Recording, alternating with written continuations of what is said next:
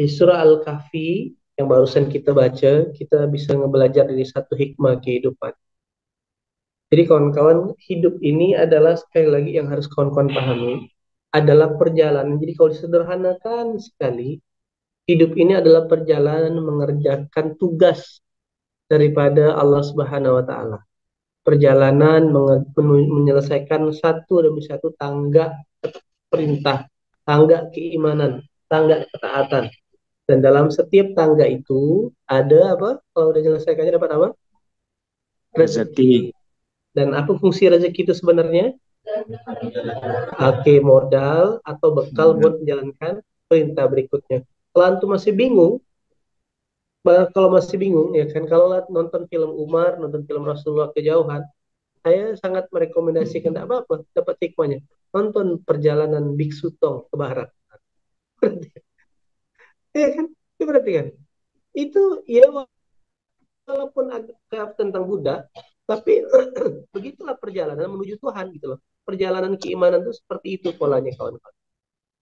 Nah, maka hari ini karena semalam kita akhiri dengan hidup itu betul berjamaah, hampir semua orang yang diperjalankan menuju perjalanan menuju ketaatan, karena perjalanan menuju ketaatan ini apa sih yang buat orang tuh mau taat? Ada dua tipe orang taat kan, benar-benar ketaatan tulus dari hatinya, ya kan? Atau ketaatan ya karena ikut-ikutan. Nah, disitulah ciri-cirinya orang munafik. Nah, gimana orang bisa tulus dengan hatinya? Karena dia mendapatkan hikmah dari pesan itu. Orang nggak akan pernah bisa jatuh cinta dengan sedekah kalau dia sampai mengimani ketika sedekah itu, iya ya, hebat benar sedekah nih. Kayak kemarin ada salah satu kakak kita lapor, ya, Kiai, WhatsApp saya panjang lebar. Alhamdulillah Kiai, wasilah kemarin sedekah 2 juta per hari setiap subuh sesuai dengan saran Kiai, ya kan? Dan yang kedua, waktu umroh kemarin tidak minta apa-apa, selalu minta ampun. Bulan ini omset perusahaan 3,5 miliar. Oh, alhamdulillah. Orang lain, ada saudara kita. Jadi 2 juta sehari mancing subuh, cuma 60 juta, dapatnya 3,5 miliar. Dia bilang, Pontianak, saya ajarkan lagi, mana cara bisa dapat 30 miliar. Siap. Nah, lalu, nah disitulah orang. Jadi kalau namanya itu adalah perjalanan menemukan hikmah. Hikmah itulah yang akhirnya sebuah peristiwa yang akhirnya meyakini kita tentang benar adanya teori Quran itu seperti itu, gitu lah. Dan setiap orang beda-beda ketemu hikmahnya. Oke, begitu Bang Yaya sama Kak Nurul hadir di sebuah peristiwa namanya mustahil jomblo. Sampai sebuah ayat yang diturunkan, wala taqrabu zina, jangan dekati zina. Bergetar hati Bang Yahya seolah-olah innamal mu'minuna idza zukirallahu wazilat qulubuhum. Maka satu-satunya fenomenal, Bang Yahya melupakan akalnya yang terbatas, tak pakai otak lagi, tak pakai melihat diri sendiri, punya kerjaan ke tak dulu aja. Jam setengah 12 malam pelamar mamanya Kak Nurul. Datang dia. Melamar Kak Nurul. melamar melamar Kak Nurul jam setengah 12 malam. Nah, dengarkan tuh Ustaz Akil, setengah 12 malam. Karena pakai alif bata dia langsung datang, Bu. Saya ini takut bikin dosa. Saya ini memang belum punya apa-apa. Nah, yang kupunya hanyalah hati yang setia, tulus padamu. Nah, gitu ada. Alhamdulillah diterima. Langsung diterima ke malam itu dulu. Oh, ya tapi langsung kode gitu kan, ngomong sama orang tuanya ya gitu ya. Tapi mama berarti kan mama langsung kode kan. Masya Allah, setengah 12 malam. Boleh juga dicoba. Riz, setengah 12 Riz. Live TikTok rupanya. Nah, itulah namanya hikmah. Ketika peristiwa bersatu dengan ayat Quran dan akhirnya menghadirkan sebuah keyakinan. Itu dulu cara berpikirnya kawan-kawan ya. Nah, maka belum berani Ustadz Akil, pandai lagi dia. Nah, maka teman-teman, maka untuk sampai di titik itu, coba lihat, dapat hikmahnya ketika seorang-seorang Yahya ke, atau dapat peristiwa yang Allah sampaikan lewat lisannya kayak Lukman waktu itu dalam majelis, ya kan? Maka pasti dalam perjalanan taat itu, saya sederhana kan ya, hidup ini adalah perjalanan menyelesaikan perintah ketaatan. Agar kita semangat, maka butuh hikmah dan itu, butuh kepahaman. Nah, untuk menghadirkan hadirnya sebuah hikmah, maka tadi semalam kita sampaikan butuh berjamaah, dan dalam keberjamaah itu butuh yang namanya adalah sosok.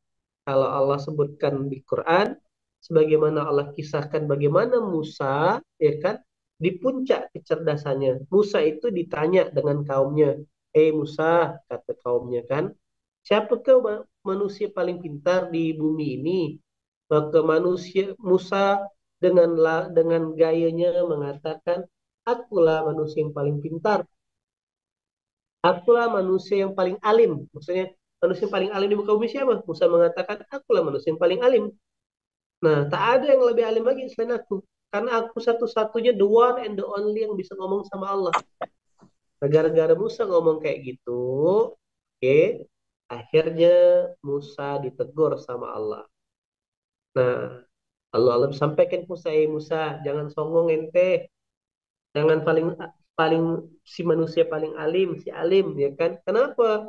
Karena sesungguhnya aku memiliki seorang hamba yang lebih keren daripada dirimu yang ada di pertemuan dua samudra. Wah, itu kan bahasa kode dari Allah tuh. Aku punya manusia yang lebih alim daripadamu, yang dia berkedudukan, berposisi secara kemarin nge-Sherlock, dia posisinya ada di antara dua samudra. Wah, keren kan? Siapakah dia? Itulah Haidir. Nah, artinya berangkat dari sini, Nabi Musa yang paling alim saja, ternyata Allah sebutkan, tidak bisa, kau butuh mentor. Itulah pentingnya berjamaah. Punya teman, punya guru, punya peta. Nah, gitu kawan-kawan cara berpikirnya. Berarti dalam rangka perjalanan menuju ketaatan tadi, tak ada ceritanya seorang-seorang. Nah, maka lalu Nabi Musa menjadi penasaran. Lalu Musa bilang, ya Allah, gimana caranya aku bisa bertemu dengannya? Maka Allah menjelaskan, bawalah olehmu seekor ikan. Lalu simpan dalam keranjang di mana ikan itu menghilang nanti, di sanalah hamba itu berada. Coba lihat, bagaimana cara Allah mengajarkan itu tidak direct, penuh dengan kisah hikmah, penuh dengan simbol-simbol, penuh dengan teka-teki itu, kawan-kawan. Begitulah kehidupan. Maka tak semua yang kita pikir itu adalah betul menurut versi kita, sementara itu buruk menurut Allah. Surah Al-Baqarah 216. Sementara itu buruk menurut kita, ternyata baik menurut Allah, atau baik menurut kita, buruk di hadapan Allah. Nah, di situ tadi tuh butuh hikmah, butuh orang yang lebih paham, butuh orang yang lebih alim untuk menerjemahkan tangga berikutnya. Benar ke tangga ini ke kanan, benar ke tangga ini lurus, atau tangga ini ke kiri. Begitu cara berpikirnya. Singkat cerita, Nabi Musa mengambil seekor ikan, lalu memasukkannya ke dalam keranjang, dan dirinya berangkat bersama seorang pemuda muridnya yang bernama Yusya ibn Nun. Siapa nama muridnya? Yusya ibn Nun. Yusya ibn Nun. Gitu. Tibalah keduanya pada batu yang sangat besar sekali. Tetapi bermaksud untuk merebahkan kepala sejenak, justru keduanya karena capek berjalan, tertidur Musa sama Yusya ibn Nun ini. Nah, sementara ikan yang ada dalam keranjang mulai meronta hingga akhirnya keluar, terjatuh ke lautan. Nah, gitulah kisahnya. Karena Allah kasih kode tadi kan, kapan kau menemukan orang ini? Saat kau bawa ikan, nanti ikannya jatuh. Disitulah dia kau ketemu sama orang yang paling alim di atas dirimu, wahai Musa. Kejadian ini pun Allah abadikan di Quran di surah Al-Kahfi. Ya kan?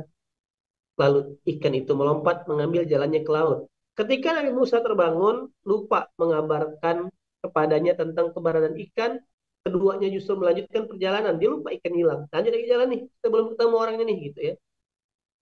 Dan perjalanan itu sehari semalam, dan akhirnya membuat Musa bermalam kecapean. Keesokan harinya Musa bilang muridnya, oh ikan tuh kita masak pagi ini. Gitulah deh. Begitu mau masak, ya kan, mau makan kelaparan, baru muridnya bilang, lupa aku nyampaikan wahai Musa, semalam ikannya udah terjatuh. Kenapa kau nggak bilang?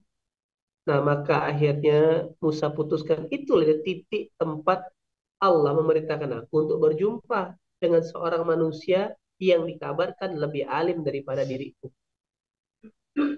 Nah, maka akhirnya Musa balik lagi, ya kan, keduanya menyusuri jejak di tempat ikat itu jatuh, dan benar di sana mendapati seseorang yang sedang berselimut, lalu Musa mengucapkan salam, Assalamualaikum, ya kan, lalu, benarkah engkau adalah seorang pria yang disampaikan oleh Allah Rabbul Alamin, ya kan?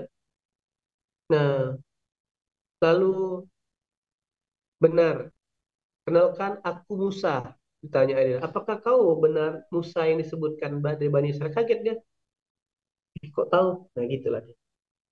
Nah, benar aku menemuimu dan agar engkau mengajariku sebuah ilmu, kata Musa. Nah, kemudian Musa minta izin untuk belajar jadi muridnya Nabi Khidir. Oke.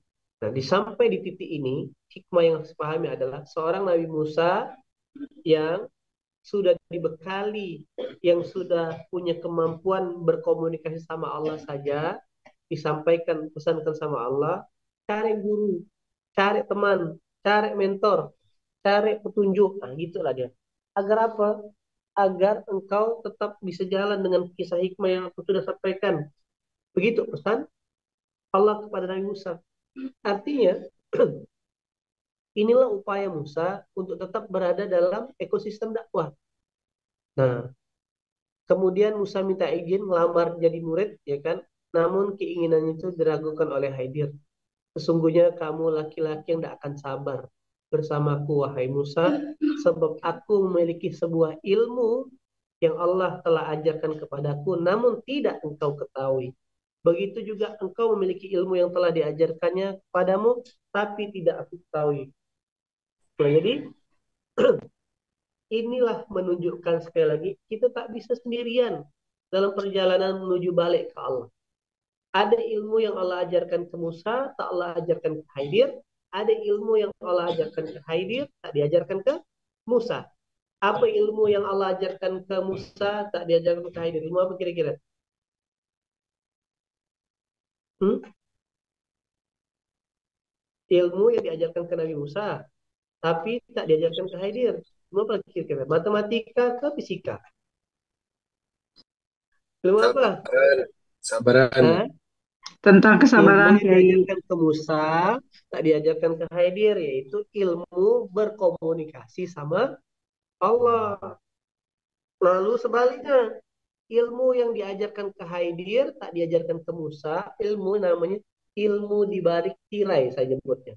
Yaitu ilmu membaca peristiwa. Khidir dikasih Allah kemampuan melihat masa depan. Nah, jadi ada seorang manusia yang dikasih kemampuan demikian.